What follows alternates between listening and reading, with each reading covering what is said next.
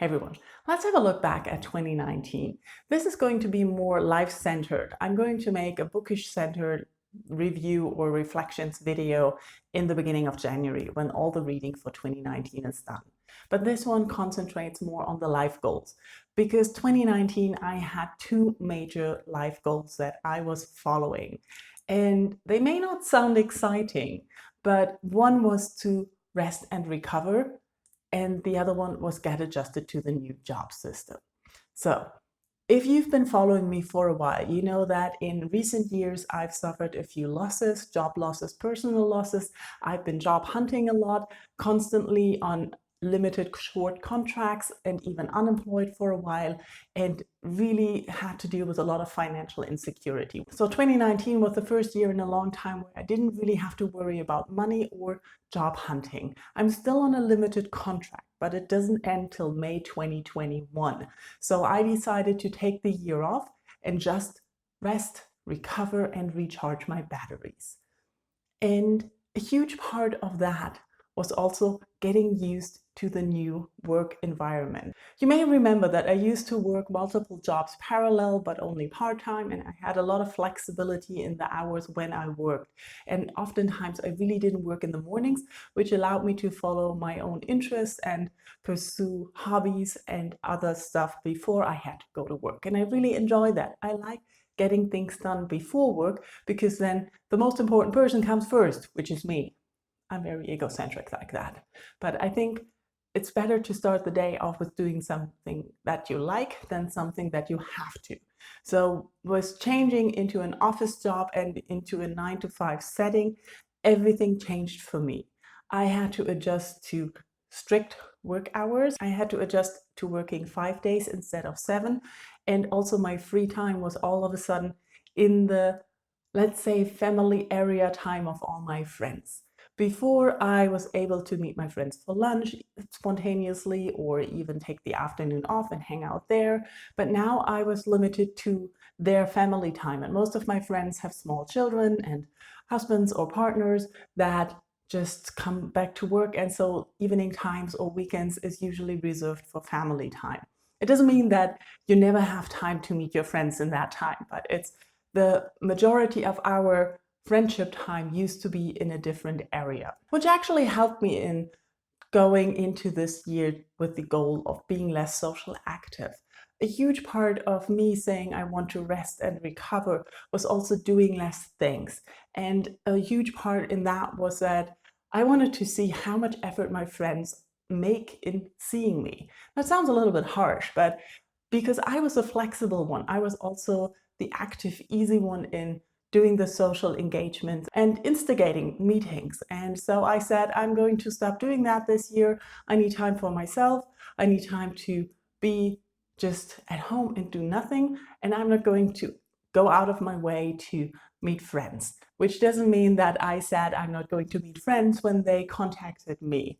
But for most of the year, it went as I expected with most of the people. There were a few surprises where I was happy about, and those were the people that I saw most during the year, but there were also some disappointing surprises. There were a few friends that I had thought would make more of an effort or be better at meeting and taking an interest. But maybe that's a result that I was looking for, to find out who are really my friends, who are the people I want to spend time with in the future. Like I said, I wanted to rest. So with having all this free time, I spent a lot of times just being with me and I didn't go out much. I actually was home a lot, watching TV, reading, doing nothing, and it was very restful, just as I expected and what I needed. Throughout the year, I tried to support my resting and recovering goal with exercise goals and habit goals in changing my attitude towards the day, which also helped me deal with the 9-to-5 work better. I can't say that I have totally adapted. I noticed that it's going easier than when I started. So in January, I really struggled most of the time with the restrictions, with the inflexibility, and with the work itself. Being somewhere for 8 hours in an office with always the same people, I wasn't used to that. So I think that all my habits with the daily walking goal and the morning routine with the exercise and also the newly established evening routine where I say I sit down, meditate, and read after work instead of always trying to put it into the day somewhere. I really made time for that. And so far, that all has been working out and it's supporting the main goal. I feel a lot more rested than when I went into 2019. I also started to have more energy again. I think it's due to the walking. I made this goal of walking every day, at least a kilometer, but I was aiming more for an hour of walking every day. But I knew that wouldn't be possible every day. So I gave myself the easy out of 1 kilometer and then you've reached your goal. And with this constant exercise throughout the year, I was able to start running again and make running a habit again, which I haven't been able to properly make a running habit since 2016, I noticed. And that's exactly when I started working office jobs. So yay. Now, but in total, I think my goals have been reached. I have been able to rest and recover. I feel a lot more energized and I get along better with the 9-to-5 system. I still struggle. It's a lot of things that I am not doing well. And those are the things I want to focus on in 2020. For example, I noticed that I don't take care of myself anymore with food and clothing, for example, or my home. I can get by. I dress properly, which is mostly the goal. Do I have clothes on that I can leave the house? But I don't pay attention if it's nice clothes, how I feel in them, if that's clothes that make me feel good about myself. It's not really dressing up, but maybe a little bit more dressing intentionally, which I want to start doing again in 2020, that I pay more attention to what I'm wearing. Am I wearing socks with holes in them, or should I just throw them away and replace them by new socks? Simple things like that. I know it sounds horrible, but I haven't been taking care of myself just with eating. I struggle with eating enough due to exercising more and being more active. That makes me have to eat more, but I tend to not eat enough because I don't care about food enough. So a lot of the food I'm eating is just, you need to eat something. It's putting nutrition or calories into my body.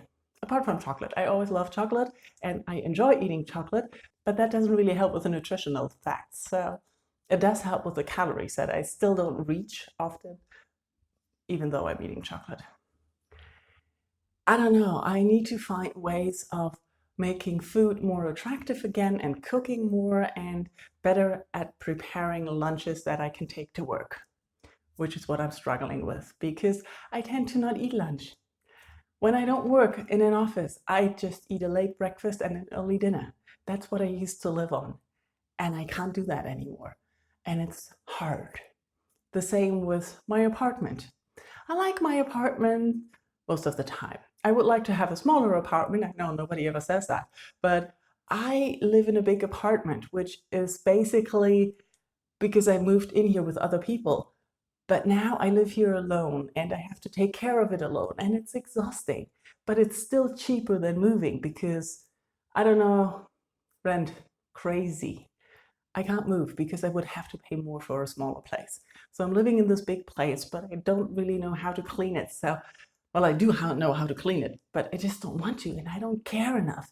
And do you know that thing where your apartment goes from everything is fine to I live in a pile of trash from one day to the next? I know it's creeping up to that moment, but I don't really notice it anymore. So I tend to forget to clean on a regular basis. And I haven't made that a good habit or something that works with the new working structure.